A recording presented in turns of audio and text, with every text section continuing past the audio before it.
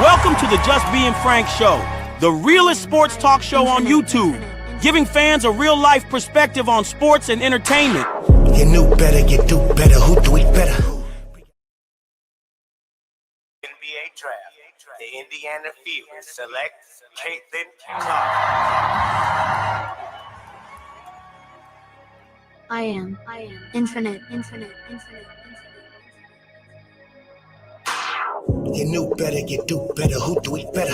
Brianna Stu? Nah, 2 letters. CC. Must see TV. Shooting from the deep. Wake up, the boat, folks sleep.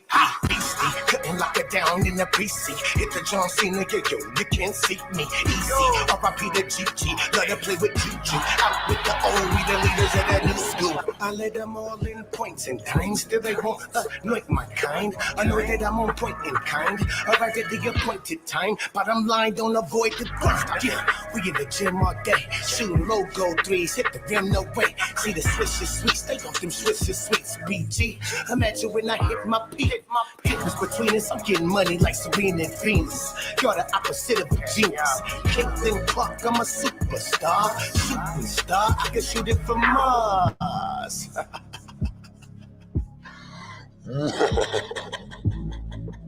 Caitlin Clark.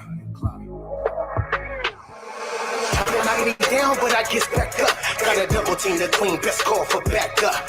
Strong to the rapper, then I back up. Step back, take boot, or I'm strapped up.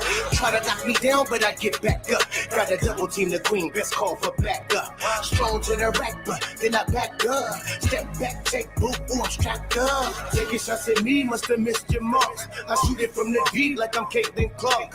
Why they hate on me, must have a racist heart. We taking off, but Caitlin Clark.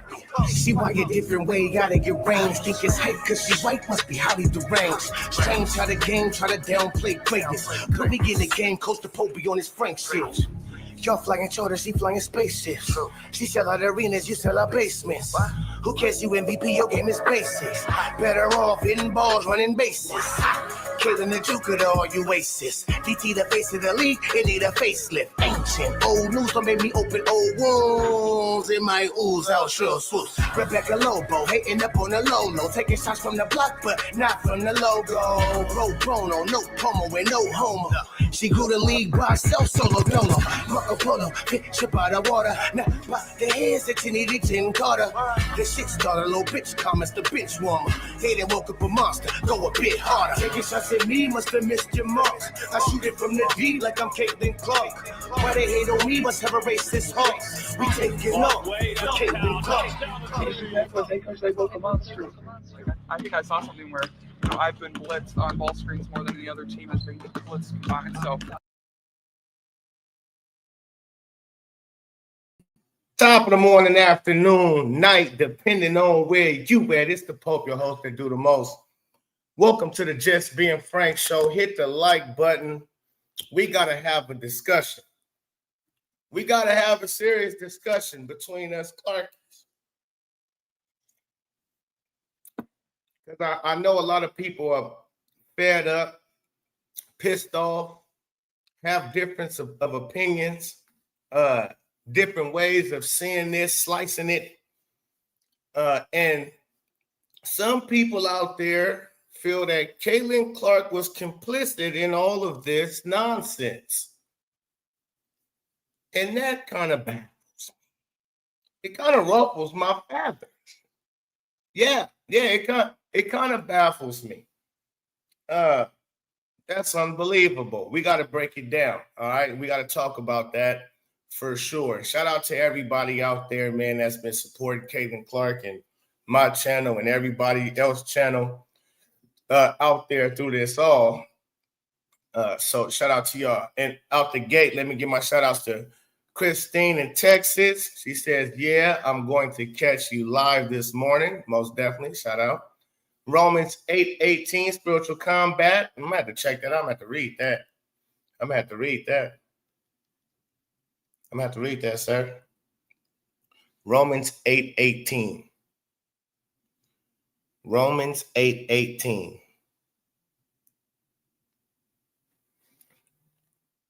For I consider that sufferings of this present time are not worthy to be compared with the glory that is to be revealed to us.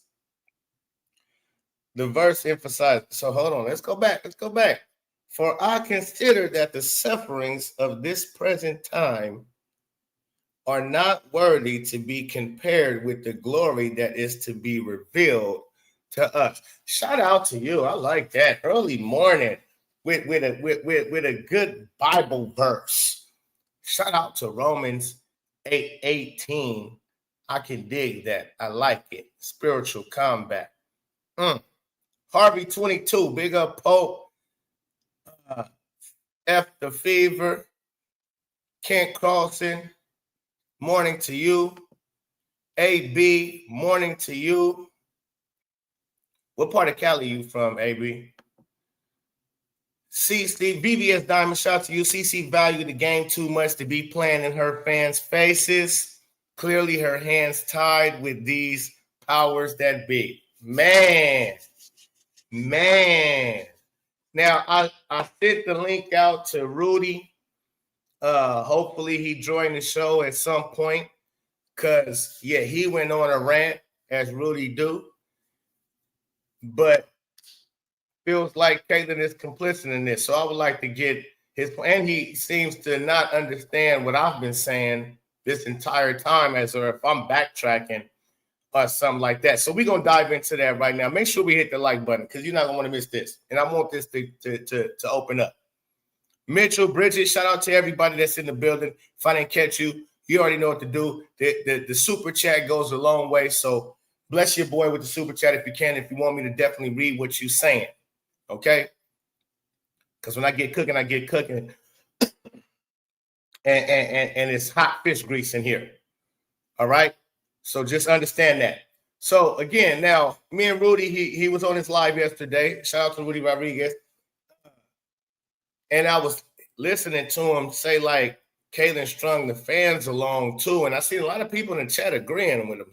Some people that Pete, I don't really see Pete in my chat too much. But me and Pete, we kind of seen some of the same things similarly. So I was kind of surprised by Pete's take by it all. And they was talking about it's a humiliation ritual is what Caitlin Clark just did. And I'm like, what's the humiliation? That's not a humiliation ritual. You must not know what a humiliation ritual is. And I started to bring up some stuff to show y'all, but I might do it later. But definitely her just not appearing in games is not a humiliation ritual. And that's something Pete said, not Rudy. Pete said that in the chat. And a lot of people started agreeing with that sentiment. Yeah. Must be a humiliation ritual. No. It's a sabotage. It's clearly as that. It's clear as day. It's a sabotage from what I've been saying from the gate. I didn't believe she was injured like they told us from the gate. Not injured to the point where she's out. She could have went into the team doctor's office with a soreness or whatever, just a regular checkup, and they brought this upon themselves. They took it upon themselves to say, all right, you out. She doesn't say when she gets to go in and out. She's an employee. She doesn't call that shot. So all that, you thought you knew she was working to get back on that court. And it wasn't, she never had setbacks from the injury, except for when they said, the ankle thing, but they said it's not major.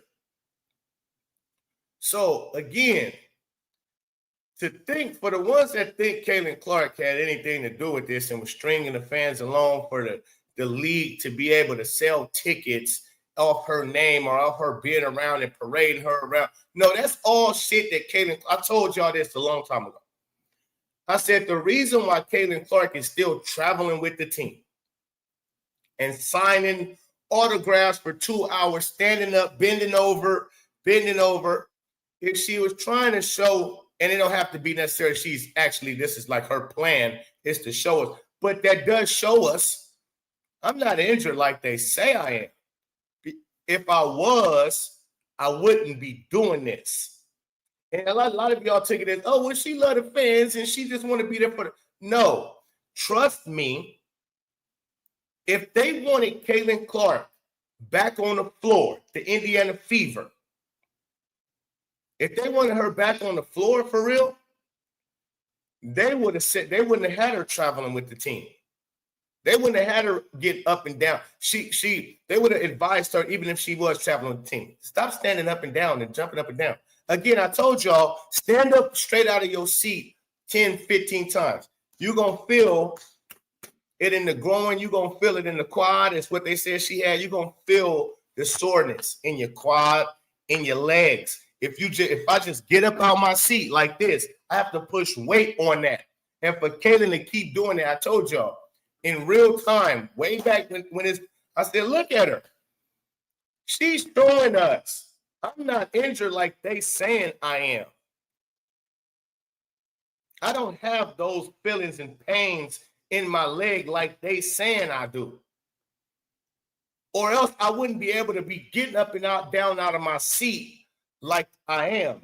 I wouldn't be able to go out here and sign autographs, bending over and standing up and going back and y'all don't understand how tight that is on your legs, even doing shit like that.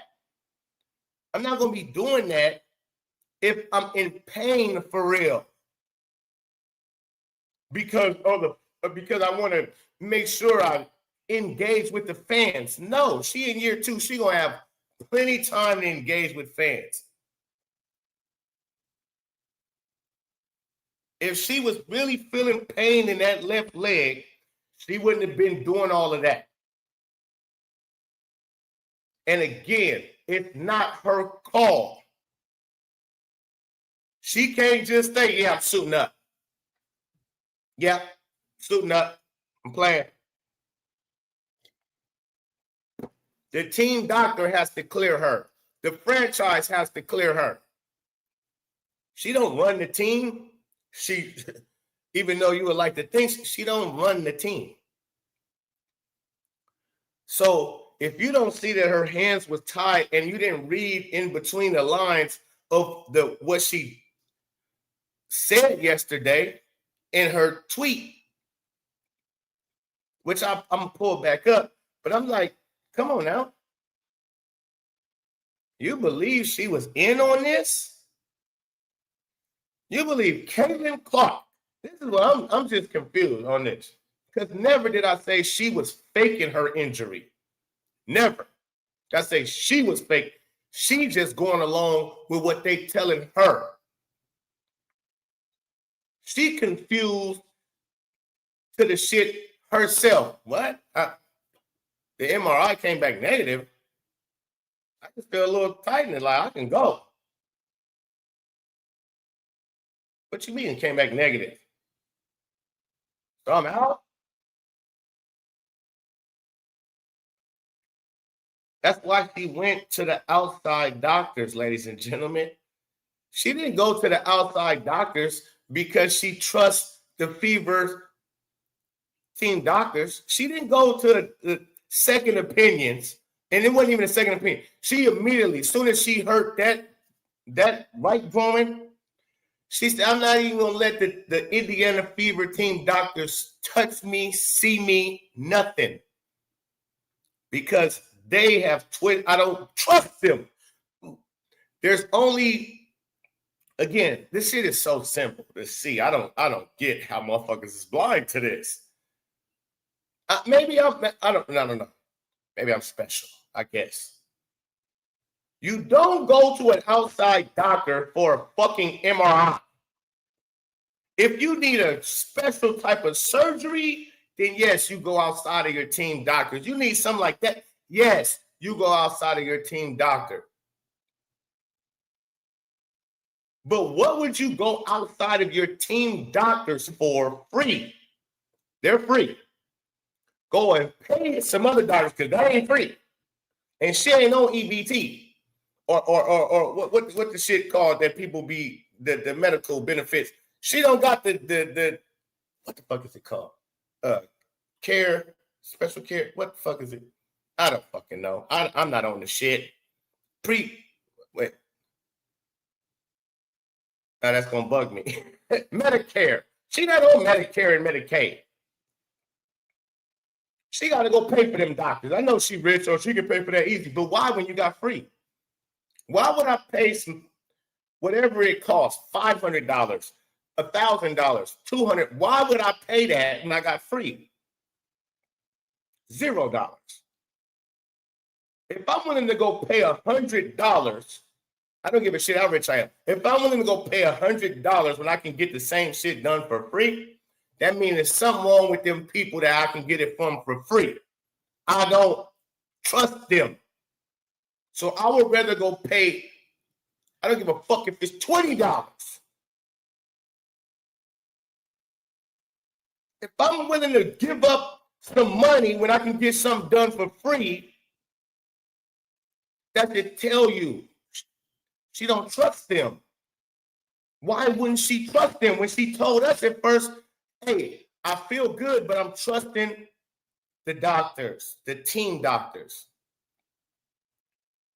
I feel good, but I'm trusting the team doctors. How many times did she say that before she just said, oh, I'm going outside of the team doctors now? I don't, which that totally says I no longer trust the team doctors. Because they saying something, and here goes this is the easy part of it. Why wouldn't she trust the team doctors? Because she obviously don't believe how they reporting she's hurt, that she's that hurt like that to where she needs to be out for this amount of time. That's why she went to the outside team doctors, because she no longer trusts their examination of her injuries and their timetables of when she could return. You know why? Because she had this in her body. She wakes up and feels everything she's going through in her body. So she knows her body. She knows what she can play through and what she can't. She's been doing this for a long time, man. So to even think that Caitlin Clark would be complicit on not playing and playing with the fans, I don't know how much of a Clarkie you are. I don't know how much you must. I don't. That's crazy to me. It's silly. It's real silly, honestly. Let me read some of these super chats real quick. That's Wild Bill. You understand? AB, shout out to AB for the $10 super chat. Poe, real eyes, real lies, real lies. It's a good one right there. Shout out to you, man. Appreciate the super chat. Ravens fans, shout out to you. $10 super chat says, what the WNBA wants is for people to be mad at CeCe for this and move their support to other players. That was the goal here. But in the end, she kept trying to do more for them than they would for her. Oh, that's a good take. Oh, that's a good take. See, that's an intelligent take. The shit I've seen, man, I can't believe a lot of people's takes on this, man. I cannot believe it. I'm glad she's not playing. Good for her. That's because Rudy is not a Clarkie.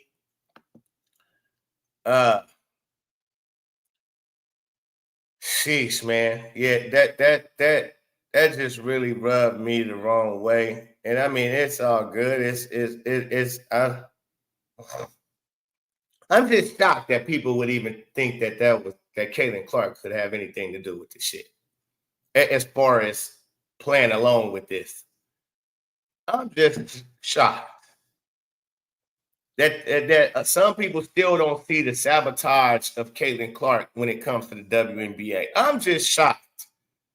When especially people that report on the bullshit that she goes through all the time with the media, with Nike, with the players, with the franchise, with the coaches, I mean, my goodness, with the schedule, like,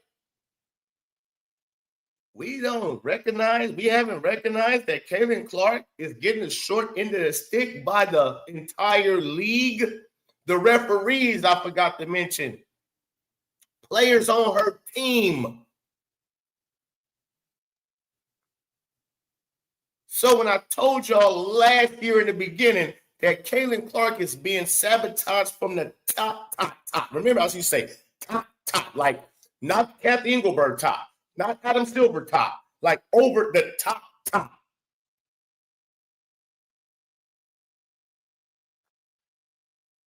The Disney top, the Nike top. Come on, man. The rulers of the entertainment industry top. Now, yeah, no, I don't know exactly who those people are. It's a secret to their society. They behind the scenes. But I see the strings that they pull and do. It's clear to see. I see the methods to they man. I see what they be trying to put on the people through TV, through social media, through sports, through movies, through. I see what they do. You can see the movements of certain individuals that done told you they didn't been part of rituals and so on and so forth to get ahead in the industry, to stay relevant and rich and famous. They had to do certain strange things and push certain narratives. And come on, man. If Caitlin was a nobody, they wouldn't care. If nobody watched Caitlin, if Caitlin was Angel Reese in a sense, she's not driving Anita. She's not really moving. They're trying to hype Angel Reese because she's willing to do anything. So they're trying to hype her and let her get away with murder out there. The way I just seen, the way she elbowed that girl on the Connecticut Sun and messed her. I didn't even see that. I just seen that today. I didn't see Angel Reese was dribbling, doing some dumbass hesitation on the sideline, end up bowing the girl guarding her. How you bow somebody and you got the ball? You dribbling the ball. How you bow somebody with, again, and yeah. That wasn't, and then she slapped Aaliyah Edwards like, come on, man. Oh my God.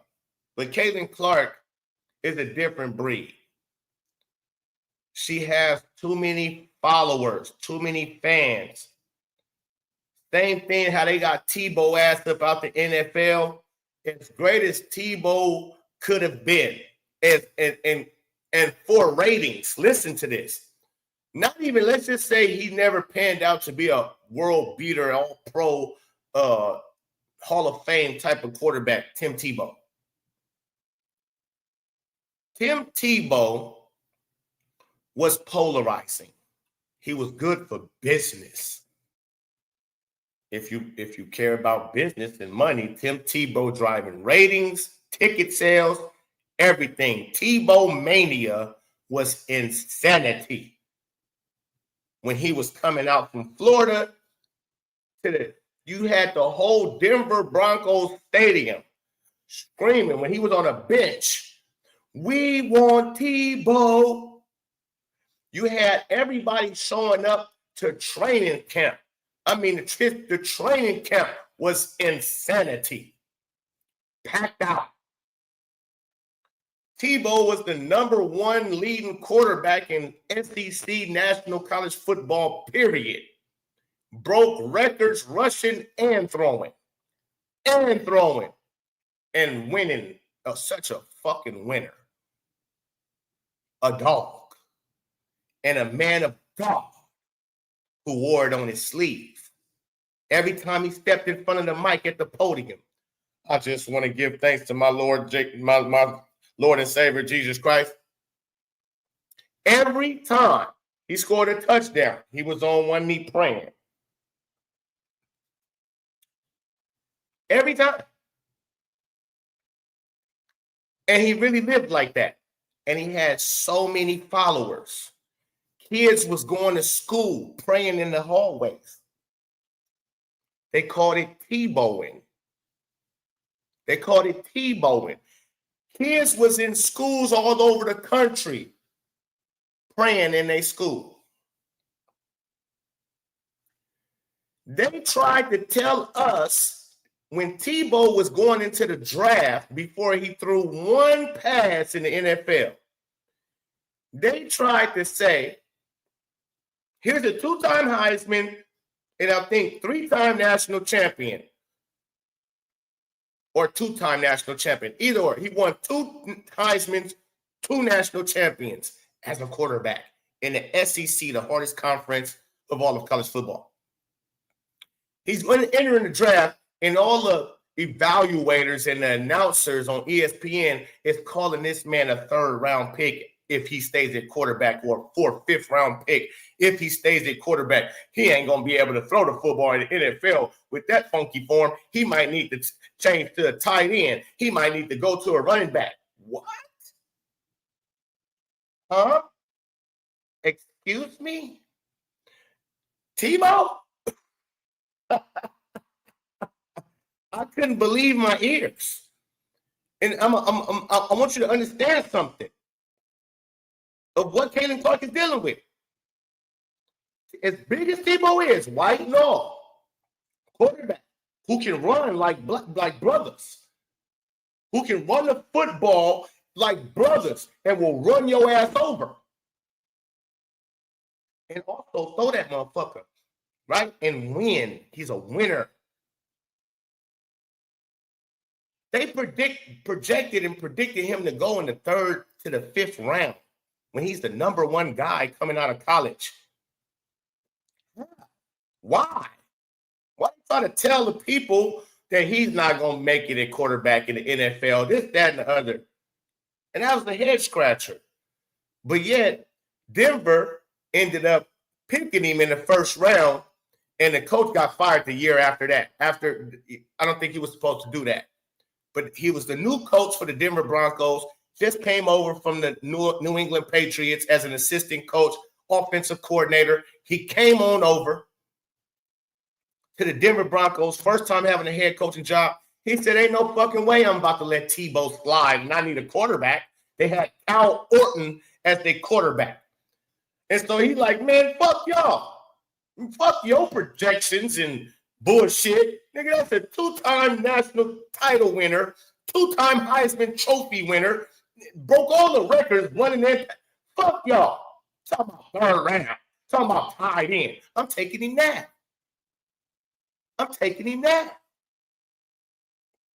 Took him in the 1st round. But of course, he had to play the politics. He probably got a call too. Had Tebow at 2nd string, 3rd string. And they didn't let him play until like the last end of the season. And he came in and started throwing. He had a game where he threw 300 and some yards. They put him in a few games versus the Raiders. He came in, torched the Raiders' ass up, throwing the ball. Then the next year, right, 2nd season, he went from, and this whole season, crowd is screaming, we want Tebow. We want Tebow. This is how crazy it was for Tebow. And his second season, they had him at 3rd string, 4th string quarterback again. Crowd is now pissed. The fans of Denver is pissed. They've been screaming for Tebow for the whole last year, and they seen what he could do at the end of last year. He looked good. When they finally put him in, it was like 3-4 games left in the season. 2 to 3, 4 games left in the season. Denver was out the playoffs, had no chances. They said, go ahead, let Tebow get in now. Since the crowd been chanting for him, let him get in. And he showcased talent. So 2nd year, they thinking, okay, Tebow might start. He showed good that he could play in this league as a quarterback. 3rd string, 4th string, I think they had Tebow. I think they had him at 4th string. I'm like, wow, That's crazy. Crowd, same thing. Every game, we want Tebow. They finally gave Tebow the starting job. Gave Tebow the starting job. The Denver Broncos was like 1-5. They was like 1-4 or 1-5. They was trash. And when they gave Tebow the starting job, they got rid of their key wide receivers and tight ends. They traded them, got rid of them. He had nobody over there. Demaryius Thomas, I believe his name was, he used to be a tight end. They put him over at wide receiver. First time he playing wide receiver. Thomas. The white boy they had, I forget his name, as the wide receiver, Decker. He trash. So Tebow working with trash. And they 1-5. But they got no Sean Marino in the backfield. And they got a smooth line and a hellified defense. And so Tebow ended up taking that team and winning 8 straight. 8 straight. A 1-4 or 1-5 team, I'm not sure. They was 1-something. And he went 8 straight with them. Got them in the playoffs. Won the playoff game versus the Pittsburgh Steelers. And next thing you know, come on, man. Won the playoff game versus the Pittsburgh Steelers. He did all of that in his second year. He looked good. And it's like, okay, if you put pieces around Tebow, Denver going to be nice. You put pieces around, because he did that with nobodies. Give him some players like he had over in Florida, and you might have you a Super Bowl contending team, because he a young quarterback. He only going to get better and better. Especially with a whole training camp of him being the guy, right? Practicing with the ones, all of that good stuff. Oh, he's going to be good. The only way they knew that they could get Tebow out of Denver without the fans not crashing all the way the fuck out is if you go sign Peyton Manning. Peyton Manning, again, he's a go along, get alonger. We need you over there. I know you can, you can sign back with the coach. I know old boy would probably love to have you, but we going to act like he don't want you. Cool. He moving on. He got Andrew Luck. Smart. Smooth. Now you can go anywhere you want to go if you Peyton Manning. You don't play in good in cold weather. And you could have chose anywhere except for the Patriots that has Tom Brady and started over any quarterback that was in the league except for Tom Brady. And you chose to go to Denver, who didn't have nobody still. They put all them players around them. I forget their names, the wide receiver. They put players around Peyton Manning immediately. But you chose to go to a cold place where you don't play good in. You've been playing in the dome all your career. Now all of a sudden you want to go to Denver? Yeah. That way they could get Tebow out of there, and that's the last you really heard of Tebow. They acted like they gave him other chances over with the Patriots, over with the Jets. It was all bullshit. They just paraded Tebow around. Here, the Jets, Ryan, what's the name? He tried to act like he was gonna do something with him. Didn't do shit with him. Then they sent him over to Philly. They didn't with Ryan Kelly. They didn't do shit with him. Then they sent him over to the Patriots. Bill Belichick. They didn't do shit with him. And after the Patriots, it's over. It's a wrap. Now again, why do you think that? Because Tim Tebow was too godly. He represented good. He was too big. He was too polarizing. They couldn't have a guy like Tim Tebow who's all about Jesus Christ and God and Lord is his Lord and Savior. He gonna have too many millions, probably billion of people that's following that sentiment. And if you're running the industry, the entertainment industry, and you know you get your troops and your soldiers of the evil through that, through the industry, through who we follow, who has a great influence, yeah, you want to knock them at every turn. You don't want them to succeed like that. You want to get them out of the way. No matter how much money they could generate. Tim Tebow was a he like I said, even if you don't believe he was a good quarterback or he was, you can say what you want. His resume speaks for itself. But boy, he was bringing in the dollars. He was bringing in they every day they would talk about Tim Tebow on ESPN and all of that type of shit, even when he wasn't playing. Come on, man. Stop playing with me. Let me get to these super chats, man. A lot of y'all don't pick up what I'm putting down, but I'm still put it down. Talk to these bozos, Poe. Shane GT, shout out to you, man. Appreciate the support. Appreciate the super chat. Appreciate the love. Jeff Standy, I think Keith Porter hurt her in the training drills he had her doing before preseason even started. I wouldn't say all of that. I don't think she was hurt. So, Jeff, I don't believe she was hurt like that. So now I can't agree with you on that one, but appreciate the super chat. Christine in Texas, shout out for the 22 CC22 super chat. I hope Whitlock is watching you and invites you back to talk about it. You deserve a large platform as few understand the evil at the top like you do. Christine, I'm actually going to be on Jason Whitlock's every Tuesday. So make sure you check it out. He has extended the invite to come on his show every Tuesday. And sometimes it might rotate. It might be every other Tuesday. Sometimes it might be me, Ak, and Keep the Vision. Sometimes it might just be Keep the Vision and Ak. Sometimes it's gonna rotate. But I believe I'll be on there for sure this Tuesday, and he's gonna play the CC22 song and video as well. So that's gonna be live. That's gonna be official. But thank you much, because yes, I do talk about the powers that be. I do talk about the BS that goes on within the industry with people selling their souls and all of that. And I've been a believer of this way before I knew who a Caitlin Clark was. Like I had an understanding of all of this. Again, I myself have been involved with the industry. Like I understand what's going on. People tried to sign me. This guy right here tried to sign me. It was a janky deal.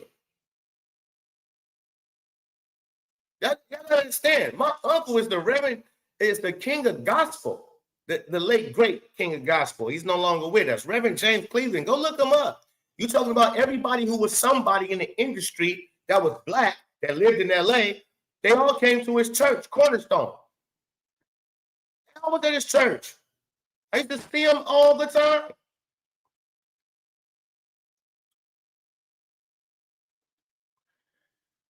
But, you know, hey, who am I? I'm just a guy. You know. So,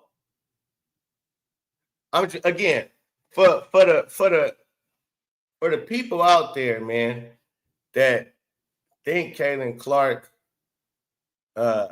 is complicit in this. Yeah, you must not be real familiar with. You must not have an understanding of Caitlin Clark. I believe I have a good understanding of Caitlin Clark. I don't know her, no, but I see how she moves. I see the passion within what she believes in, and so on and so forth. I see how she moves. That's not a move she would make, in my opinion. For sure, that's my opinion. That's not a move she would make. But what the facts is of everything is for sure she wasn't complicit. That's a fact. She wasn't complicit. The evidence of her trying to get back on the court shows you she wasn't complicit in this. Going to the outside doctor should tell you, no, she wasn't believing what they was telling her. I mean, that alone, that's evidence of her saying, I don't believe the Fever front office and the team doctors. I'm going over here. I'm going to get an opinion over here. I'm going to come out my pocket to get that opinion too. Over here. So, you know. But again, with the Tebow thing, they got Tebow slowly but surely out the league. They got him out the way. When Abdul Rauf, who used to play for, he started out Denver Nuggets. When Abdul Rauf, who played for the Denver Nuggets, was a point guard who was cooking everybody's boots, from Jordan to Stockton to Gary Payton to you name them, in the 90s, Abdul Rauf was cooking everybody's boots. He was Steph Curry before Steph Curry. The only difference with Abdul, he didn't shoot from way out yonder, but he had that quick release and will bust your face anywhere on the court. You couldn't stop him. He was unstoppable. And he turned Muslim. His name used to be Corey Jackson. And then he turned Muslim while in his third year in the league, fourth year in the league. And so pledge allegiance to the flag was not a part of his religion. Pledging allegiance to anything but Allah was against his religion. So him coming out for the flag for the Star Spangled Banner, with them singing, I forget what it's called now. But them singing the song for America, he didn't want to participate in that because it's against his beliefs. So he used to stay in the tunnel when they was playing the national anthem. They was playing the national anthem, he'd be in the tunnel and he'd be praying to Allah. When they done, he hit the court. This went on for a whole year. They didn't notice he was doing it until he got bigger and better and became one of the top guards in the league. And now they starting, hey, where is Abdul Rauf? And one reporter caught him coming from the tunnel after the national anthem, and he asked him, why weren't you out there? And that's when he told him, it's against my religion belief. Now the league was in a frenzy. It became a big story, and they was pushing for him to get on the floor during the national anthem, and he wouldn't do it. He said, no, it's against my religion belief. I'm going to stay in the tunnel, not mess with nobody. The team can be out there with their hand on their heart. I'm going to be in the tunnel praying to Allah. And so they was adamant about it. We need you to be on the floor. Man, and he just wouldn't do it. And he talked to one of his Muslim brothers, and they said, hey, just go on the floor, but instead of putting your hand over your heart, just pray to Allah. And so when people see you pray to Allah too, that's going to be good. They might start wanting to be, Muslims or look into the religion that you about. And even the ones that are Muslim, they see you doing your prayer, they're going to get their prayer on. Damn, you right. That's a good idea. Righteous. Right. Okay. Cool. I can do that. Yeah, that sounds about right. You smart. So he started going out with his team, and during the national anthem, he got the league definitely didn't like that. And sure enough, slowly but surely, they got his ass out the league. All the talent in the world, one of the top guards, out of here. Blackball. Nobody gonna pick you up. Go take that Allah shit somewhere else. We don't represent that over here.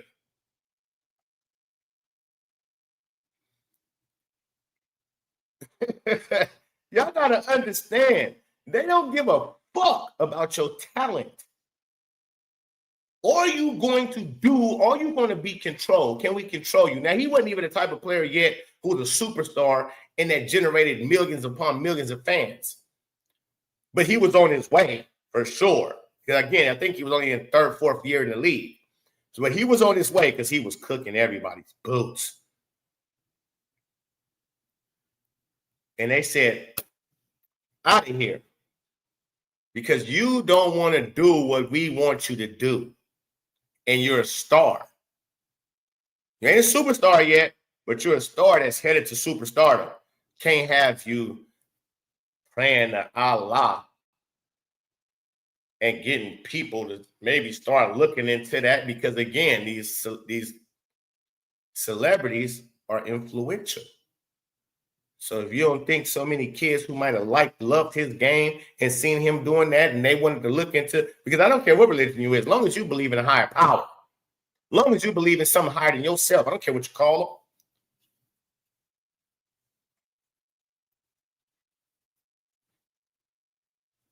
That's all good, because it's going to lead you into doing good if you're really following behind a religion that's about good and God, no matter what you call him. It's only one God. You can call him what you need to call him. Sometimes that's my nigga, I need a homie, and that's Big Baby Jesus. Sometimes it's my father. Sometimes G-O-D, O-D. Like, come on, G-O-D is my D-O-G. G-O-D, that's my D-O-G. Yeah. I believe it's something higher than myself, than humans. So G-O-D, that's my D-O-G. That's how we roll. You call him what you want to call him. But as long as you living right. Shit. Get right or get left. Hello. So, yeah, man. People got it twisted. If you thinking Caitlin Clark is complicit in this nonsense, that's crazy.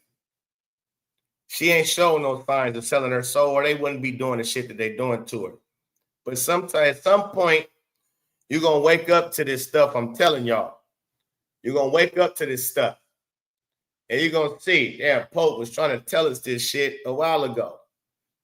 Because it left a lot of y'all clueless. Remember last year, y'all was so dumbfounded by, like, why are they allowing her to be treated like this? Why are they targeting her? Why is the league against her? Why is ESPN against her? Why is the world against her? It's one answer. It's not, again, all of one, because she's white. Because, listen, there's a lot of white players. Because she's straight. There's some white straight players in the league, too. I think Sabrina Nescu is one of them. Yeah. Because that has a part to play. What she represents is good, right? She represents straight. So she might be married here sooner or later. She might have kids somewhere down the line sooner or later. So she represents family. She represents family. She represents what they don't represent. Do you hear how Simone Biles, how she talking about people bending the knee? Simone Biles is advocating for trans to play in women's sports. When she had said a long time ago in her career that she would hate to have to compete against a man, it wouldn't be right. But nowadays, she advocating, she attacking people who's against trans men playing in women's sports. And Simone Biles is advocating that they should be able to do whatever the hell they want to do. Why do you think that is? You think she really believes that? Or she getting paid to say whatever the fuck? Or she's running their agendas. She's pushing their narrative. Angel Reese, she gonna be the same way too. Angel Reese don't gotta say all this stuff. Angel Reese is doing something strange behind closed doors. I believe Angel Reese is nodding off. I mean, what did Charleston White say? She's selling coochie. She giving her coochie and her mouth to the right person in the industry. Trust that. That's why she don't gotta do all.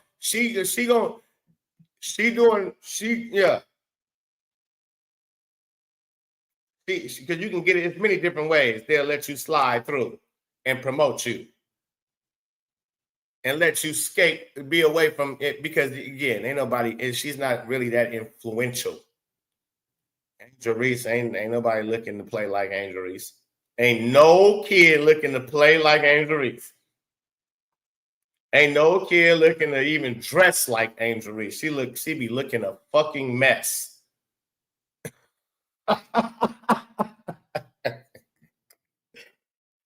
I'm gonna go to the gym.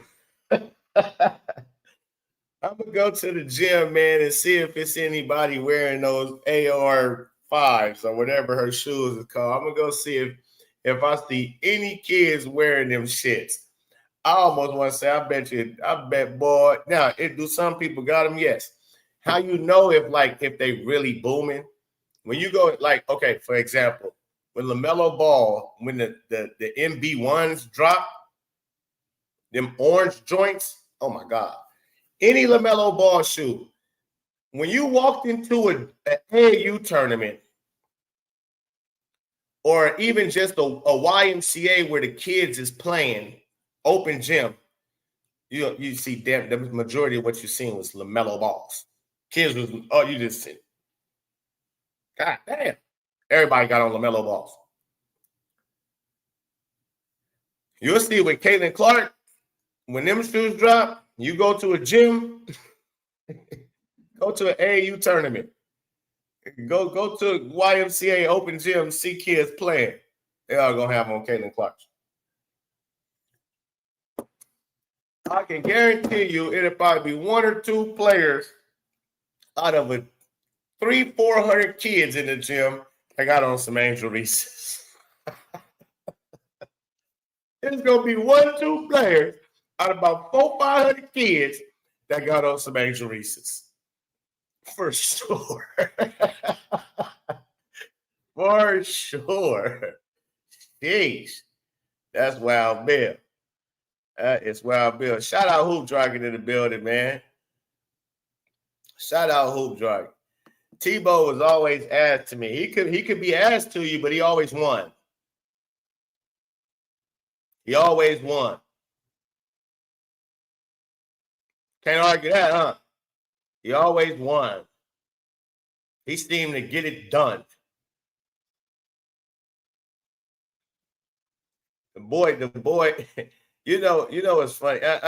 Tebow was tough. Tebow, we fun to watch. Yeah, Tebow was tough. Super tough, super dope. And if they would have ever gave him a chance and built a team and an offense around his skills, which he had all the skills. Yeah, he used to throw for 300. He had games where he threw for 300 and some yards, 3-4 touchdowns passing, like in the NFL. And he only got to play really one season. His second season that he started, that's basically his rookie season because he didn't really play his first season. So if he doing that in his first season, and it with a boo-boo offensive roster, if you put some pieces around the boy, especially that goes to his skill set, you could have been winning Super Bowls with Tebow. Tebow would have definitely won Super Bowl. He might not have been a Hall of Fame quarterback.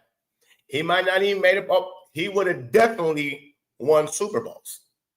That's how he was driven. He was wired like that. He was wired a whole different breed. So it didn't matter if you liked his throwing form, didn't like it. Tebow was, ass. I don't know how you say he was ass. That's crazy. That's crazy. That's crazy. Tebow was ass. He was always ass. Like if you may have thought he was ass in college, I mean in the pros, I can maybe give you that, but he destroyed college. I mean, man amongst boys in college. In the SEC. Yeah. Man amongst boys. So he wasn't always ass. He couldn't have been that because he dominated college football. Freshman year, he was dominating shit. Shit.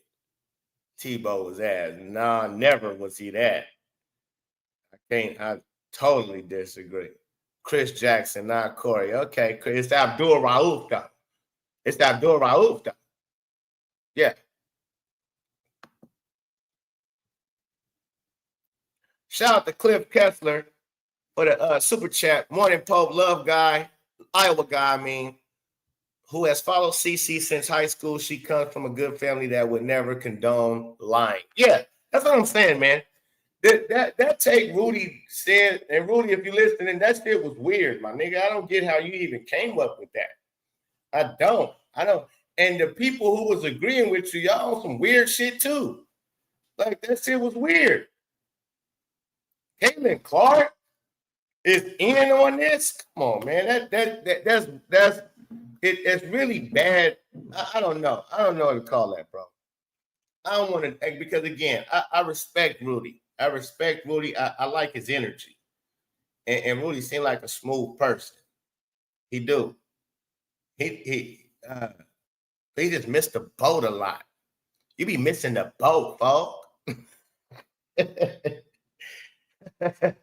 You be going against the grain like a motherfucker. But I mean, hey, shout out to you though. That's how you get down. That's how you get down. Jason Whitlock do it too. He do it too. He flippity flop. Jason Whitlock and Rudy, they the same. They flippity flop all the time. But you know, they'll say I'm just telling the truth about Kaylin. But no, it don't be the truth. It be actually opposite of the truth. It don't be the truth. Like, what y'all be saying about Kaylin when y'all trying to go against her is terrible too. It's crazy. Yeah. Y'all not putting it in its proper context when you're saying shit. And that's the problem. That's the problem I have. It's like, okay, yeah, Jason say she fly. Oh, she flies. I think Rudy said the same shit too. And I'm like, yeah, because she don't get no calls never. So she trying to sell it. Sometimes she try to sell it. I understand. Oh, she argues with the ref too much. Yeah, I hate when players argue with the refs. My players better not ever fucking argue with the refs. You know why? Because Coach Polk got their back. Coach Polk, they know they don't got to say shit. They know if they fuck up, if the refs mess up, it's not coach. Boy, they already know their coach is on the prowl. Their coach is on his job, man.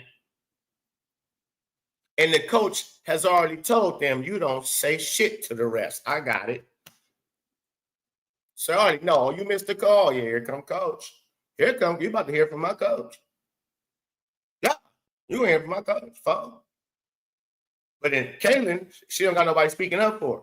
She don't got nobody taking up for her. And on top of, she's getting fouled at an all-time crazy high to where it's ridiculous. She gets fouled basically every play. So hell yeah, she complaining and cussing out the motherfucking refs. Because this is crazy. It's egregious the way they reffing her games. It's egregious. This ain't normal. That's what I'm saying. Like, so if y'all don't understand why she's bitching at the refs so tough, that's crazy to me. If you don't understand why she might put a little extra on something from time to time, because it ain't like she just do it all the time. It ain't like she LeBron James in it out there. It's not that. She don't nowhere close.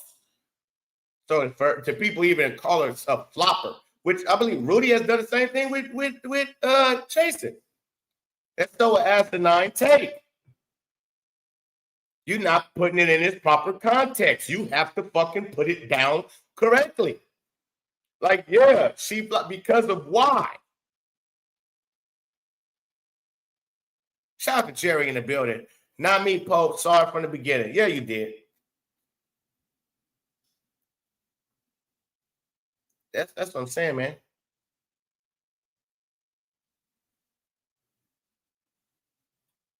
We gotta be sharper, man. We gotta be smarter, man. We gotta go harder, man. When it comes to Caitlin Clark, man, treat her like our daughter, man.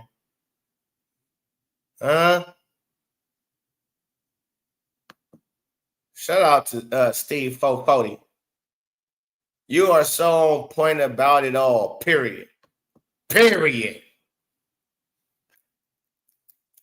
Don't understand, man. I don't understand how we get a misunderstanding of what's happening with Caitlin Clark when we complain, especially, that's why I say the content creator. That was Jason and Rudy. Y'all cover Caitlin Clark and cover the nonsense that goes against her all the time. And so I'm like, well, how do you come up with the stuff? You like, Yeah, man, they're doing her dirty. Woody woo. Yeah, it's that. And but no, man. No. No. That's not it. That's not it. But again, different strokes for different folks. Do what you please too. But I don't believe you. You need more people. Trying to act as if Caitlyn is of equal. Hold on. Rudy is starting to lose it and has sick, deprived obsession with bashing Lexi 24. I do hear him saying stuff about Lexi. Again, he says he's a coach. I need to see who you coach now, Rudy. On what level did you coach? I need to see some accolades now. I don't want to just hear you coached. Because it's levels to this shit. Did you coach some little kids at the YMCA? Because I'll bring out my accolades, folks, and them, they ain't even half of it. My son will come out here and tell you, nigga, I've been doing this since he was small. I've been winning, nigga, top tournaments since he was a little kid. You understand? So yeah, and top-notch AAU tournaments, jam on it, you name it. And then smack niggas silly for years. The first time I ever even coached at the YMCA was my son who 10. I don't do the YMCA. I do the top talent. I play in the top tournaments with against the top talent around the country.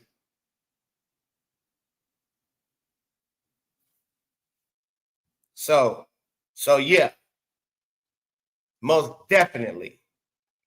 I need to see your credentials now, because I don't see no coach that got a problem with Lexi Hall. Not no good coach. When I see Lexi Hall, that's a dog. That's a person I want on my team to go to war with, to battle with. She gonna do all of the shit. She gonna do all of the necessaries. And again, she's not. Her mother, shout out to her mama, Jamie Hall, went on Venom Reacts, went on Rosie channel, and she said Sophie has never been a three-point shooter ever until now, till Caitlyn came. When Caitlyn came, she became a three-point shooter. In a sense, a catch-and-shoot three-point shooter. Not nothing different than that. Shout out to Shane GT for the $5 super chat. Rudy also said CC should move like Angel, knowing damn well she would never throw her teammates under the bus like that. Oh, yeah, man. Oh, thank you, man. Thank you for bringing this up. Yeah, Rudy, you did a lot last night. You did a lot last night, kinfolk. I'm surprised. I'm not surprised. But this is why I'm hot cold with you. But you did a lot last night. You had the nerve to say Caitlin Clark threw her teammates under the bus.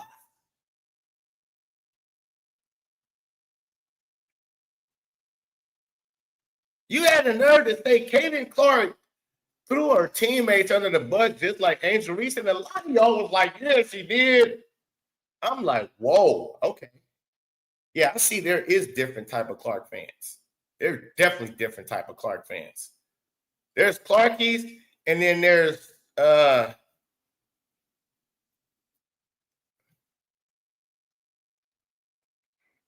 don't know what to call them yet.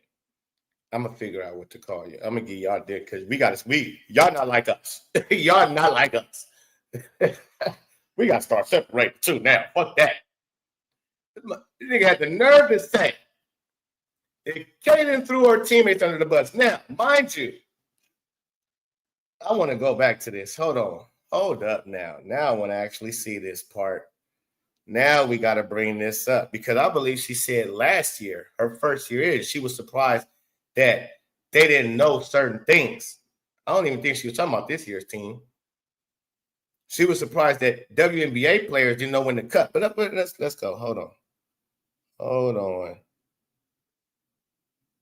I probably would have found it better on Twitter. Caitlin Clark. Let's go to Twitter. Let's go to Twitter real quick. Let's go to Twitter. It might be on Twitter. Everybody clip everything and put it on Twitter. Caitlin Clark on Sue Bird show says WNBA players aren't smart. WNBA players aren't smart.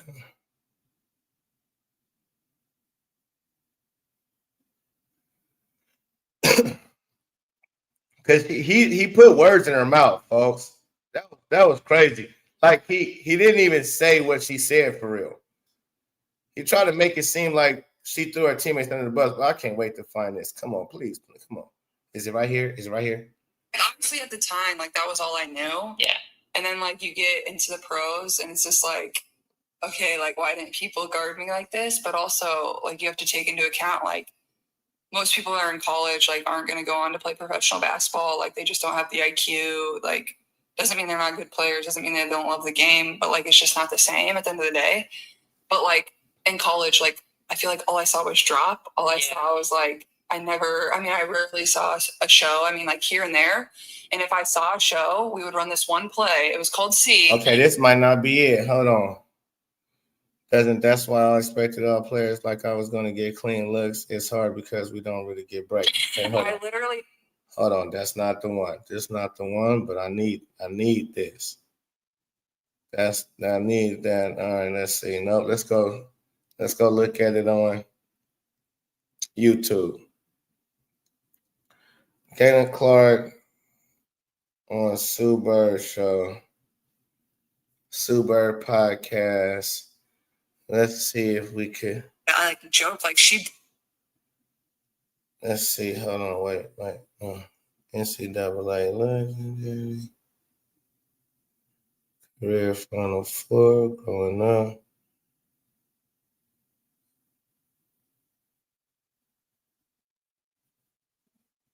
Step back 3. NCAA final. Adjusting to WNBA defense. Caitlin's big game against Louisville. Let me see. I'm going to have to. Because I want to pull up exactly what she said.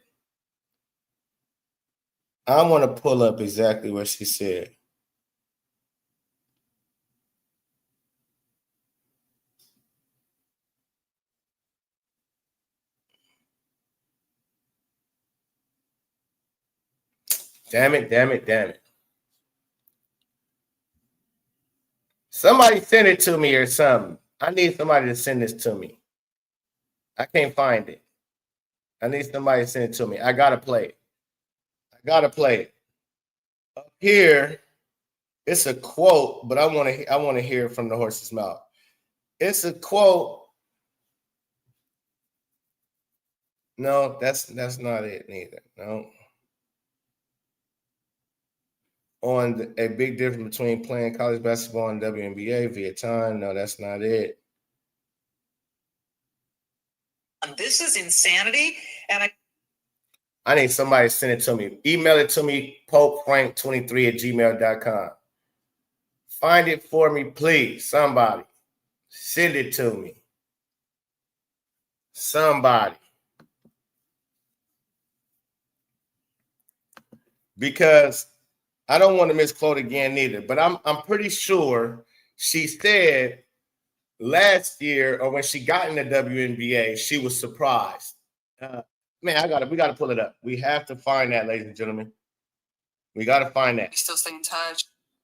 You know, didn't win, obviously. It's still, I asked Kate this too. Like, I know that. Yeah, sure. Yeah. Junior year's kind of like, last year we're having fun, might as well, like, Yeah. Rudy definitely is a whiny little. Oh, damn.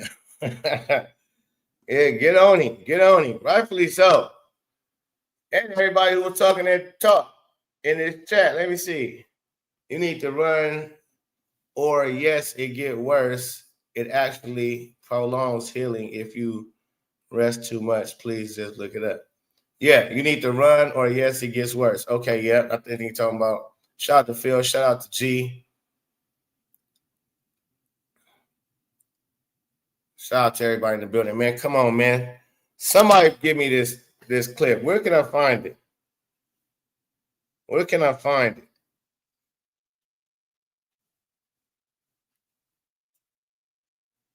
On WNBA.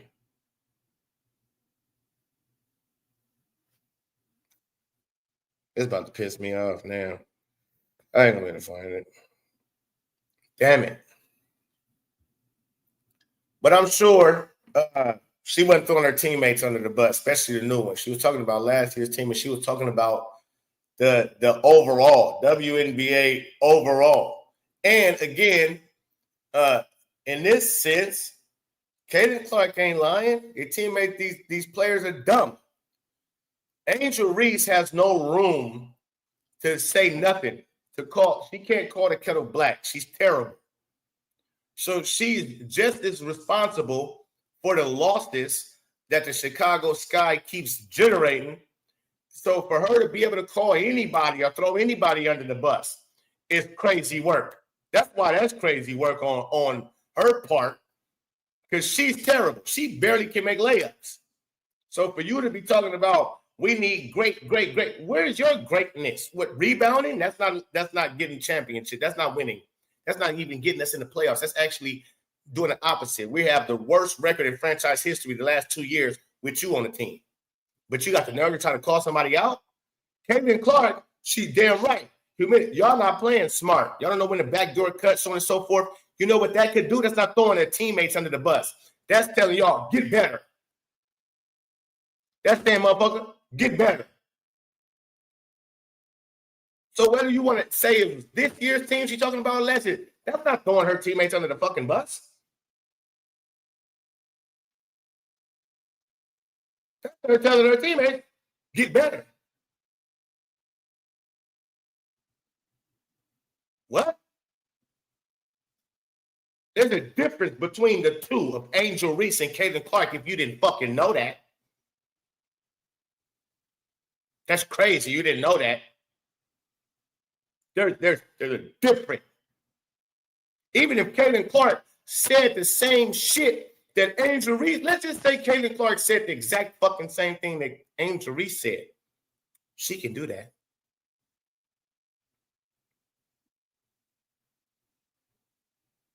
She ain't the fucking problem for sure. She ain't the problem. Angel Reese is the problem.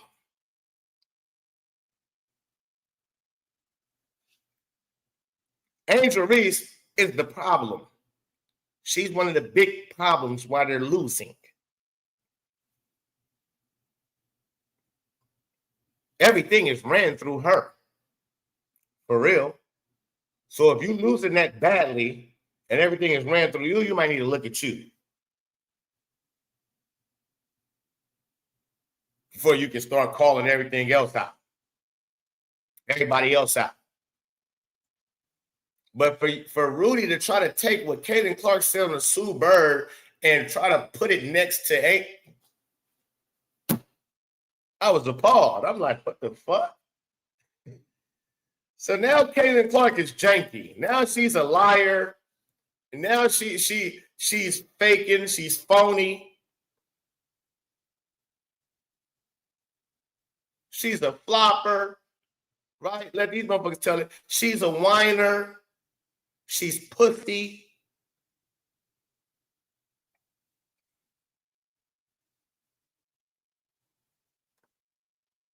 Then why the fuck are you covering Caitlin Clark? If you think Caitlin Clark is all of that shit, why the fuck are you covering her?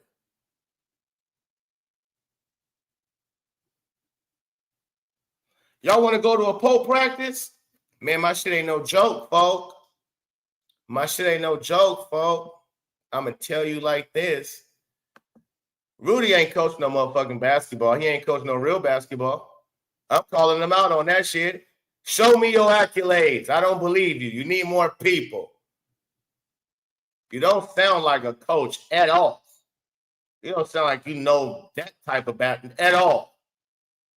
So I don't even know where you got that from. You don't fuck with Lexi Hall. And what kind of coach is you? Crazy work. That's crazy, man. Every time I try to give Rudy the benefit of the doubt, too, he just do some shit to throw it all off. Like, every time I try to give Rudy the benefit of the doubt, folks, and Rudy throw it all off. He do. I can't believe it. But it is what it is. Let me try to find a little practice, a little training session for y'all. I believe I put one up years ago, so it'll be way at the bottom. So I'm searching. But my practice is militant, folks. My practice is that we disciplined, we well trained, we well prepared. We're overly prepared. We stay ready, so we don't got to get ready. Let me pull it up. I'm gonna find. Damn, I got a lot of fucking videos, man.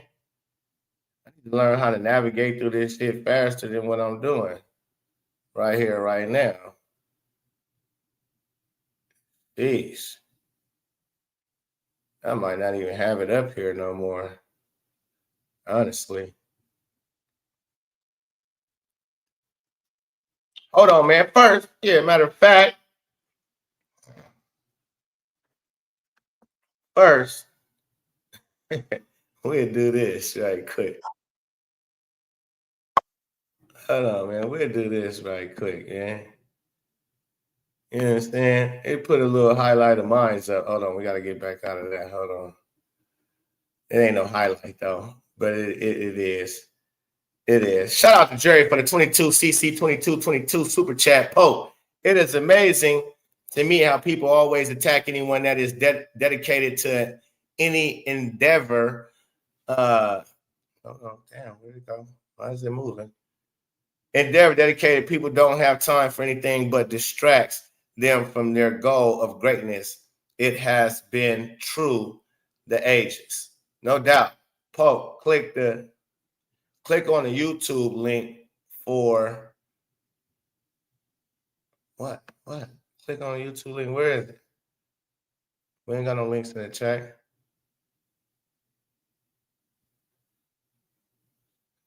All right, so let me see something. I hope you send it to my email if you got that Sue Bird joint that I'm looking for. If you got the Sue Bird joint I'm looking for, send it to my email, please. Please.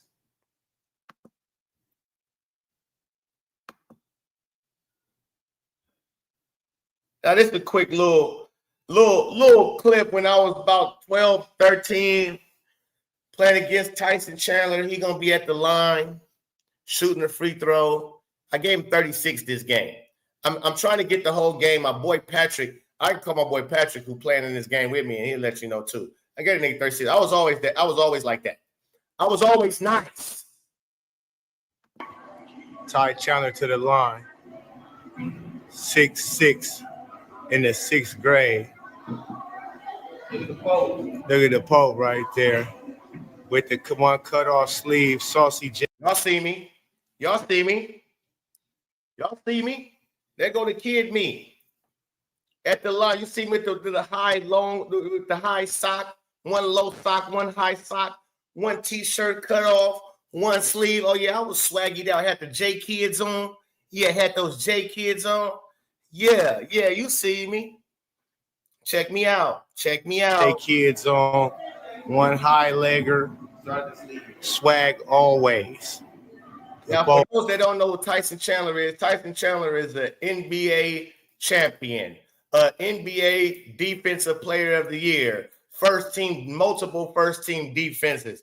We're in the 6th grade right here. Bad swag. He's 6'6" right now at the line. At this time, the boy is 6'6" tall. Always. Ty Chandler with a missed free throw. If he missed another one, the Pope probably gonna grab that. Hey, hold up. What do? I got the shooter. I'm boxing out the shooter out the gate. IQ, man. I'm boxing out the grab shooter. that board. Oh, got it. Okay, Pope grabs the rebound. Excuse me. If you back up off me, sir. If you back up off me, look at the form. Look at my form. What? Feet gonna be shoulder length. Oh, don't back. Oh my God, that's such a quick release. Oh my goodness, that's such a quick release at such a young age, sir. It's such a young age. Look at form. Elbow in, feet, everything smooth. Oh, don't back up off me, silly Manili. Don't back up, Ty Chandler. Hold on, wait, whoa. Okay, we gotta go to the other one. We gotta go to the other one. That's the one shot. Okay, we got a few more. Hold on, go back. Go back out of there. Let's go back. Oh man, don't tell me that. We here. No, that's too much going through. Let's go back over here. Let's stop sharing. That's too much we going through. I'll find it over here and get it up. But I got to show y'all my practices too. I got to show you the practice. Yeah, Rudy, let me see a practice, folks. You coach? Let me see a practice. You should have a practice. Oh, I got crazy practices. I got crazy practices. Let me see a practice, Rudy. Let me see a practice. That's what I want to see. What your training sessions look like? Spin. Shout out to you for the $5 super chat. Says Clarky says she was surprised WNBA players don't know where to be on the floor based on the set play. Again, right. WNBA players. She never even said her team. Wow. Yeah, they all lumped in. You can lump them all in. So what? Again, so she spoke the truth. See right there? She spoke the truth. Clark said she was surprised WNBA players don't know where to be on the floor based on the set plays. They're running into each other. We see it all the time. I talk about it all the time. All the time. Let's go back, though, man. Let's go back. What type of stuff we be on? I can show y'all so many different ways too. I want to find this one training session I got. It's more of a get your body right. It's an all around situation though. Oh man, that's a good one too. This is a good one. Oh boy, told you I get buckets on a college player. I was getting buckets on this college player as an old man. Okay,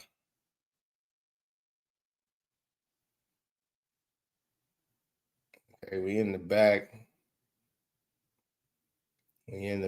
Back here. And look like I don't have that part no more. Okay, so it must just be on my Facebook. Any of y'all got Facebook? Y'all can follow me on Facebook too, man. I got to make me a new thing, you know. All right, let's see. We got to pull up the phone now.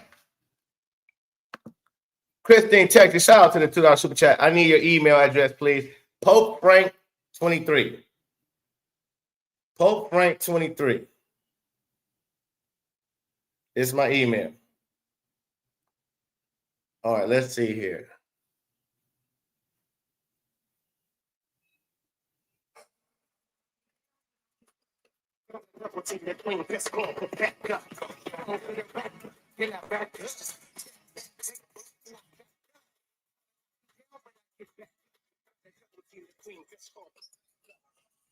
Hold on.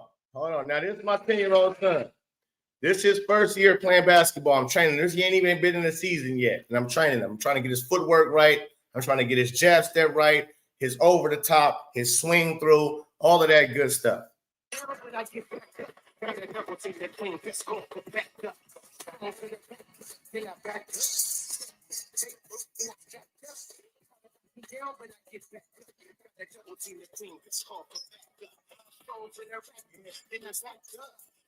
Ah, get him off you. Watch out. Swing through. Back up. Swing through. Get back. Pop. Understand? All right, hold on. That's nothing. That's not. That's just my son. I was training my son on that.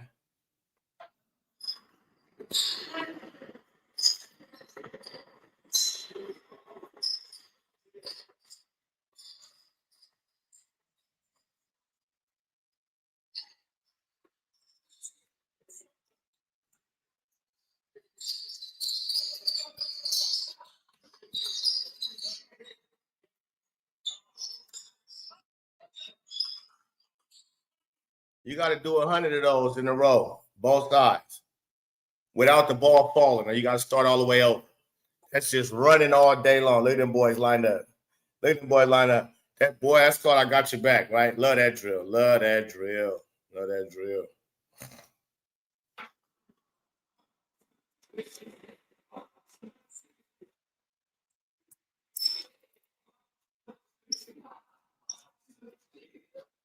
He done.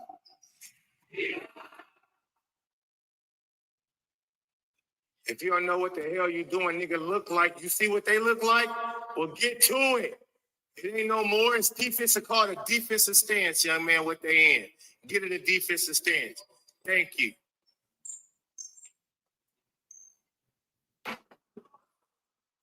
I love it. Everybody up and down at the same time. Up and down at the same time. Listen, man. Everybody up and down at the same time, man. Everybody hands up and everybody, we play as one. We do everything as one. You might not have caught that, okay? You might not have caught that. And have everybody, when I say, same time, look. Hey, John.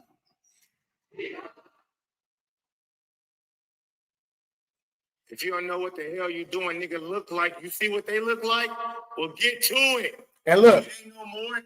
You see how I got on him? He's 6'8", 6'9", 16 years old.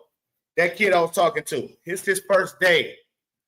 His homie said, you play with us. Come play with Coach Pope over here. That's his first day. So he didn't know that they slap the floor and they get in D-time position and say D-time and they be all.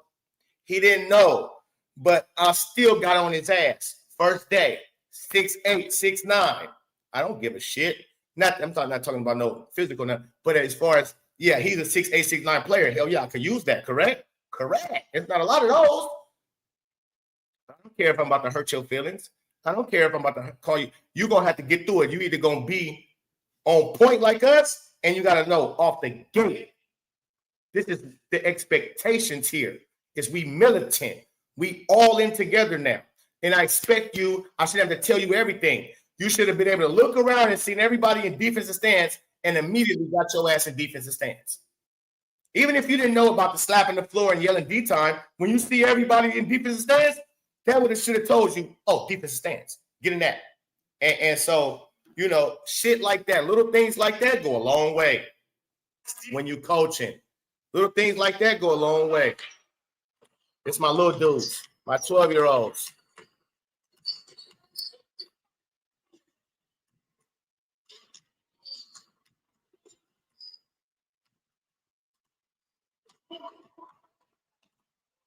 That's my 14-year-olds. So my 12-year-old, no, I think they 11. My bad, they 11. Jab. Come on. Yeah, what are you doing, bro? Let him look. You wait till that later. Get him.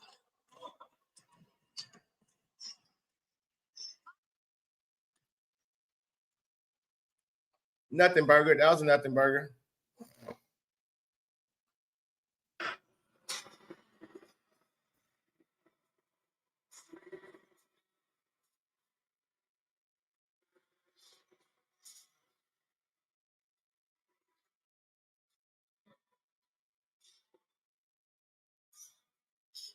We be at the gym. I'm just giving you. We be at the gym.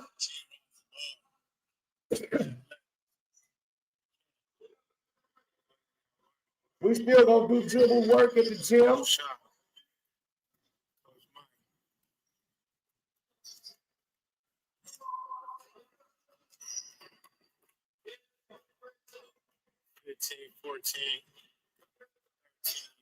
No, it's all $13, $14.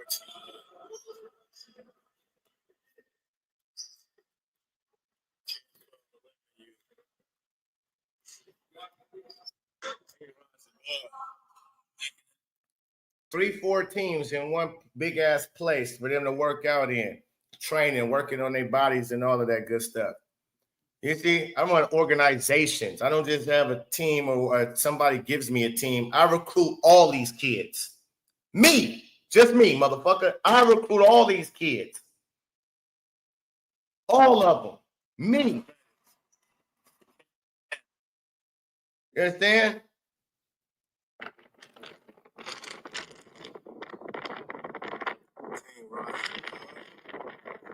How long is this? Oh, there's 3 minutes. So let's go.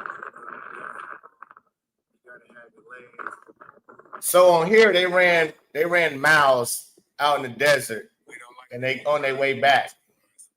Watch this. Watch this. This is tough. Watch this. You're gonna see them all coming back. They all now they on their way back. They've been gone for like 10 minutes. Some running around.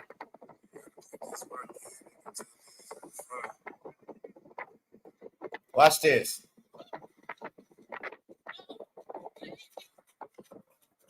Team Rise, boy. How y'all like our journey? That was crazy.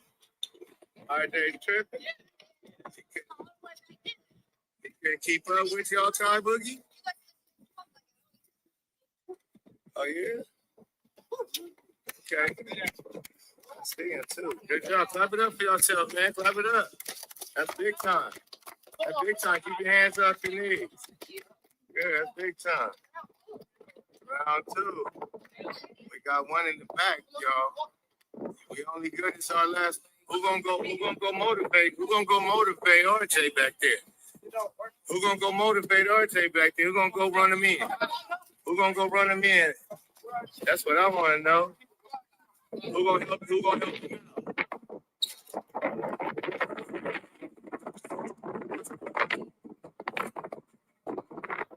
That's what we gotta do. We gotta help each other out. It take a team to rise above. Let's go, baby, man. That's what we about over here, Team Rise Above. Got toe shot with these boys willing to do the running. You know what I mean? Take them on a nice long journey. And I'm gonna bring it in.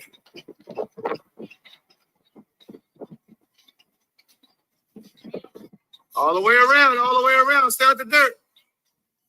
Follow Coach Shock. Bring it all the way through.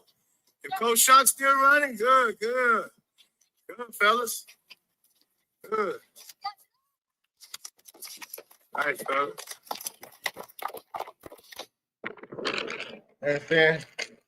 Made them all go back and go get him. Hold on, we ain't done.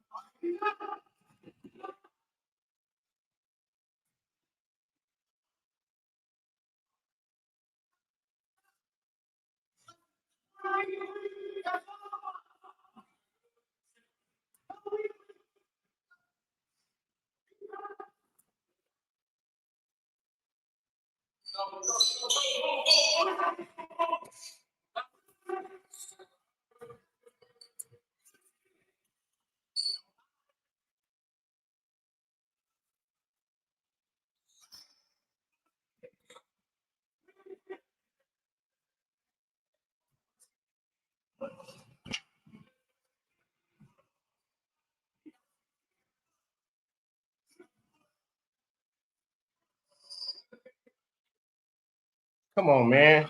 Come on, man. Retard. You understand me? We gonna show you how to rock, homie.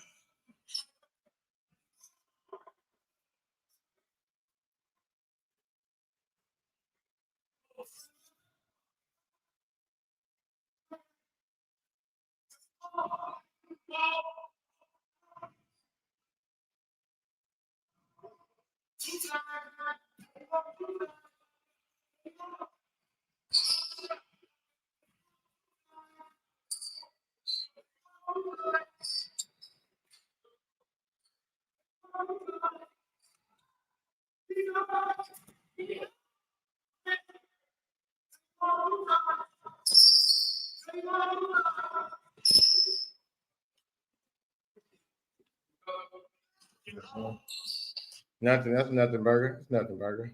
It ain't too much. I ain't doing nothing. We ain't doing nothing out here. We ain't doing nothing out here, man. Hold on. Where's that one, though? Jeez. Hold on. This is my little doodle when he was little. We serious all the time, even in the house. This is years ago. Super years. This is hilarious. Go ahead. This is hilarious.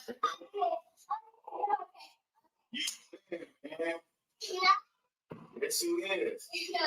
Finish the basket. You can't do the nice move and not finish, though. Okay? So, check that. Check that. One move to the other side. Move. Stop. You have the camera. Don't worry about that. Attention.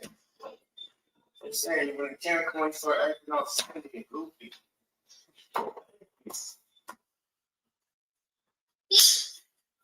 I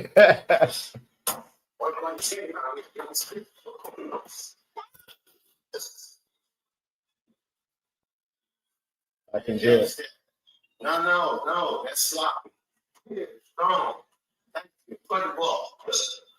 Put the ball with it. Nice. Now that's spin move. Spin move was clean. We teach them early, man. Spin move, jab step. They don't play no games, man.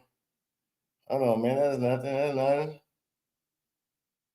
I wanted the fun. Oh, yeah, it's a bunch for these. Come on, man. We really be balling. We really be balling.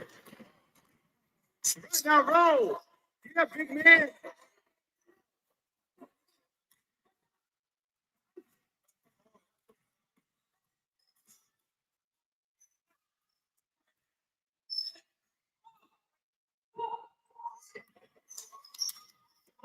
You gonna score, varsity? Let's go. Nice. Oh, that was a good pass. Big man got it. Next squad. Next squad.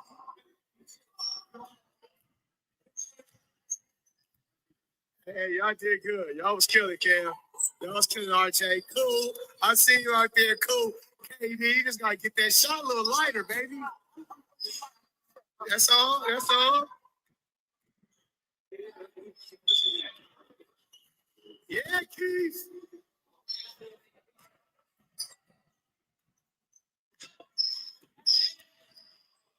Out there.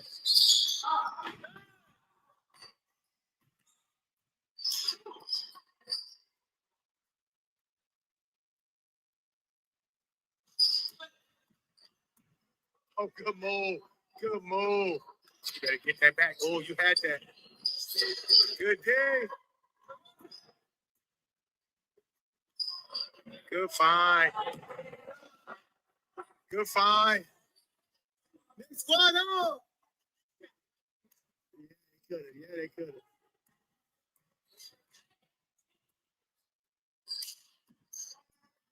Oh, that's my boy. Oh, yeah.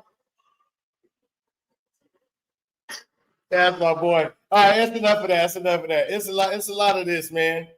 I got a lot of this all over the place. But yeah, that's when we do our stuff, trust me, man. When I come here and I start talking basketball and what coaches should be doing and so on and so forth, man, I experience it. I experienced it. And it's levels to this shit. If you ain't coached no real teenagers or some of that sense, knock it off, especially developing talent. I'm real great at developing talent. I can take your kid from who might not be that good as long as they want to play, turn him into a fucking monster. You understand? Turn him into a monster. So, you know, Mason Paluzzo, you was one of them people. When you agreeing over there with Rudy Rodriguez, I thought I seen you over there agreeing with this bullshit he was on yesterday. I was shocked. So I was like, wait, wasn't he over in my show saying like he agreed with me? Now you over here saying, I don't know. In my opinion, Post CC is part of the lie. Yeah, okay, you was. Okay, yeah, you was. All right. I don't need to read all that. That's crazy work. You don't understand CC then. That's crazy work. Now let's go and get some of these super chats. Okay, I got that one. I got all of them. Shout out for y'all for these super chats too, man. That's what I'm talking about. This will keep me up here going live a lot longer. Morning, Pope. All right, we got okay. Yeah, we read that one. Read Shane GT. Definitely read my boy. All right. Sphinx the Cat. Shout out for being a new member to Sphinx the Cat too. She just got membered up. If you guys are not a member, please become a member of the channel. That definitely helps the channel, helps grow, it helps my pockets as well. So much appreciated. We come up here, we try to give you the good content. Ain't no fucking we. Why I keep saying we? I don't have a production team yet. Me, I come up here and I try to give y'all the truth of the matters in all these situations. All right. So it says, Clark says she was surprised. Debbie and Blake. Okay, yeah, we read that one. I need your email. Okay, so that's right. Christine probably emailed me by now while I'm doing all of this. While I'm doing all this bullshit, talking all of this. Okay, yep, she sure did. Right here for me. Dog, Christine, you are lovely. How many stars would I give Go? Go better have my shoes here in just a second, I promise you. Let's go. Let's go. Shout out to Christine in Texas. So today, lads, we're going to be talking about something that I cannot believe Caitlin Clark said out loud. All right, let's go. Let's pull it up over here now. Now I can pull it up over here. It's in my history. Let's go to my history. Bob. Shout out to Mick Talk Sports. Bob. Today, lads, we're going to be talking about something. Let's go.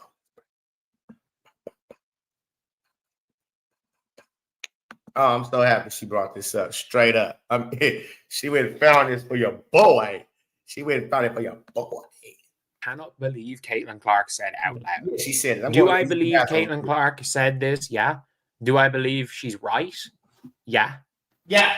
I cannot believe Caitlin Clark said this out loud. I'm shocked. I am shocked that she said it out loud in a Super podcast. And she's 100% correct. She's played on a team with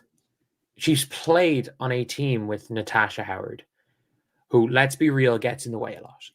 She's played on a team with Nalissa Smith, who, let's be real, is just Natasha Howard, but worse at absolutely every single aspect of basketball. And she's played on teams with players that have no idea about off-ball movement. Like, she's played on plenty of teams that have absolutely no idea about that. And if you guys agree, subscribe. We are down 9 subscribers today, and we're just trying to catch up even. We're just trying to catch up even today. It's a non-game day. We're just trying to break even, lads, and not lose a subscriber today. So if you guys are new to the channel, and that would be greatly, greatly appreciated if you guys could subscribe. But it says here, this is her talking about Lisa Bluter. Post players, like even our backup post players, like I always think about like how Coach Bluter like ran practices and things, and like I'm very fortunate looking back and like now going to like watch other colleges practices and things like that. Like she really like was so intentional about like making sure everyone was on the same page and like knew what they were doing and knew their role. In a way, like when I talk to people about it, I like joke like she brainwashed people, not like actually, but like No, you part like of it is a were little like bit of it. brainwashed into like, Yeah. okay, if you drive here, like you're going here and you're going here. And like even now at the professional level, I'm like, how do people not know like where to move? Like it blows my mind still. Like, but I think it just makes me like really appreciative of like what Coach Bluter was able to do when we were at Iowa. Like she was so smart. She was able to like construct a team and make sure everyone always knew what they were going to do, whether you were the smartest basketball player on the team or you weren't.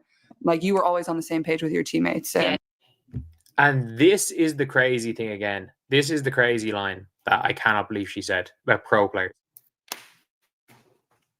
Yo, what's better than a great touchdown? 5 great touchdowns. Jamal Charles was cooking that game. You get a guy with those hands and that speed, totally changed the game. Yeah, I can't change the game whenever you're on. What?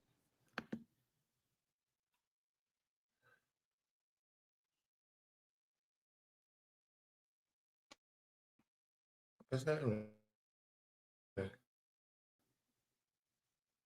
What the hell happened? Come on now.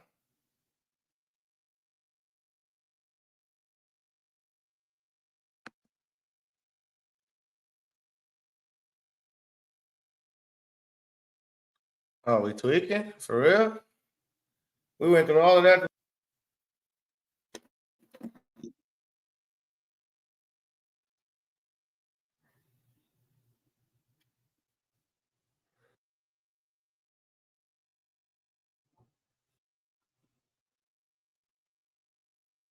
Oh, my.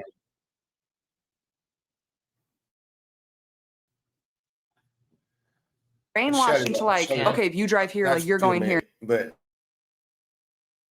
this pausing. All right, we had 2. And you're going here. Like, even now, people. This is the crazy thing again. This is the crazy line that I cannot believe she said about pro players. Brainwashed into like, okay, if you drive here, like you're going here and you're going here. And like, even now at the professional level, I'm like, how do people not know like where to move? Like, it blows my mind. And that is how do people Indiana fever? Like, how do people again?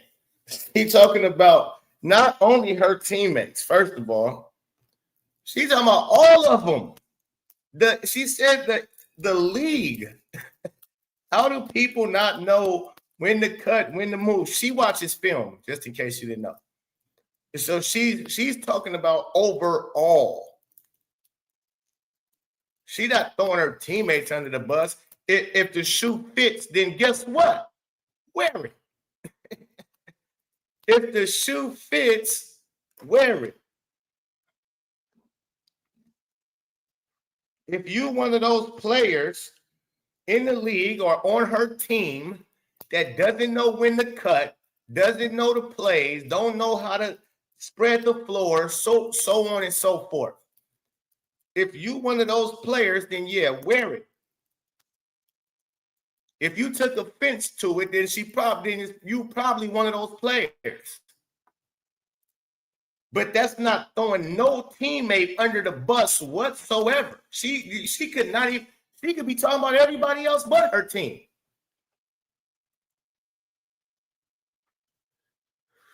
But of course, we know she got a lot of stupid players on her team too. We call it out ourselves all the time.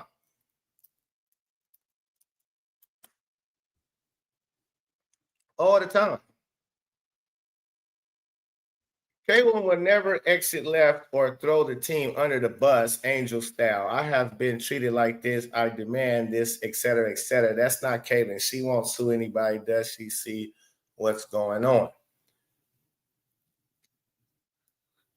Caitlin is Caitlin, and Caitlin is a G. You understand? And she said what she said. That's not throwing her teammates under the bus at all to me. At all. And like at all. That's saying, yeah, I'm shocked at these professionals, these so-called professionals don't know when to cut, when to move, when to do certain things. And what is that predicated on, ladies and gentlemen? Coaching. She said Lisa Bluter basically brainwashed us to know where to be. That's how I do my team. That's how I do my team. Do you understand? That's how I do my team. We go over stuff so much in practice and so on and so forth. What I just showed y'all, them scrimmaging, again, them was tryouts. Some of them was tryouts to where it was the first time they got into my system or into my practice. and I'm evaluating, seeing who can do what. Some of them in the tryouts is already people that's on the, whether it's they on my 12U team, 13U team, or 14U team. And I got 16U coming in a tryout. I have all my 13, 14, and U team in there to scrimmage and play against them too, and show them how this is how we do things immediately, so they can catch on immediately. And my leaders of those teams, they run the show as well. So again, man, it's like if you coaching, the WNBA is lacking a lot of good coaching. And that's obvious because these girls is missing the easiest shots. It's like, do y'all really even be in the gym? You missing right at the rim. You right here, and you missing a shot that's right in front of your face. Floaters, that's right in front of your face. Come on, man. We got to be most serious. But I'm going to get on up out of here, man. I think Angry Fans and Keep the Vision is on. I might go check them boys out if they still on, because I know they fired up about what's going on as well. So y'all might can see me over there, catch me over there in the chat, or I might go on the panel. Ain't no telling. But it's the Pope. Appreciate y'all coming through. Peace and love. Hit the like button. Subscribe to the channel. I'm out.